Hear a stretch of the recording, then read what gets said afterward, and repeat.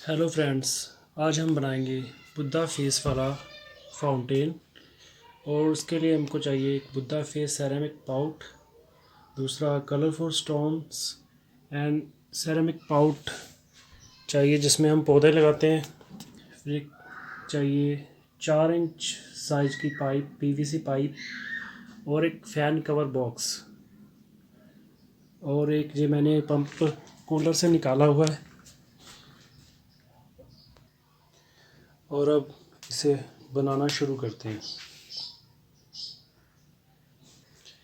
अगर अच्छा लगे तो वीडियो को लाइक ज़रूर करना और मेरे चैनल को सब्सक्राइब भी करना।